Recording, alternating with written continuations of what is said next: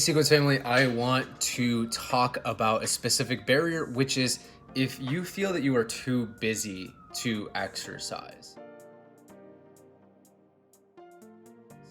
The first thing that I want to cover is essentially giving you permission to do less exercise than you planned on doing, especially if you are very, very busy.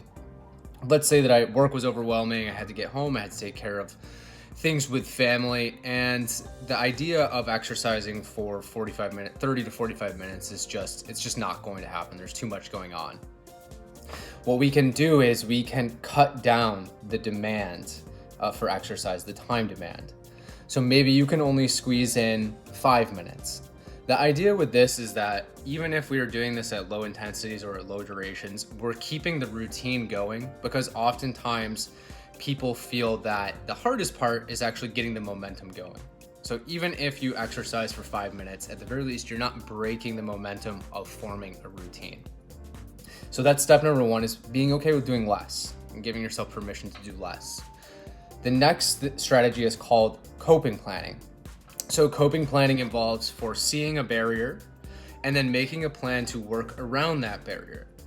And this could come in a number of ways. So for example, if I'm short on time and I know that I'm going to be short on time, what I can do is I can say this time slot that I had already planned is not going to work. So then I'm going to move exercise to later. You can also move exercise to the next day. So for example, if you did not have enough time on Monday, then you just take that planned exercise session, which we can make sure that we put that in our calendar, and move it over to Tuesday. At the very least, you know that you will be making it up. It's okay to miss a day. That's fine. We just need to plan when we're going to make that up. So that's a coping plan. I also encourage people to message me with their coping plan. So for example, if they plan to work out on Monday, but they got really, really busy, send me a message with exactly what your plan is. Say, I got really busy on Monday. My plan is to wake up in the morning and to do 20 minutes of one of your pre-recorded workout routines.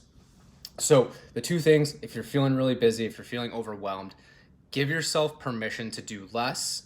And then also make sure that whatever you planned, if you were not able to do it at the planned time, move it over somewhere else to a different time. So that's that coping plan where we say, if I can't do this now, then I will do that later. So try to utilize those two tactics if you're feeling overwhelmed or if you're feeling too busy with other things.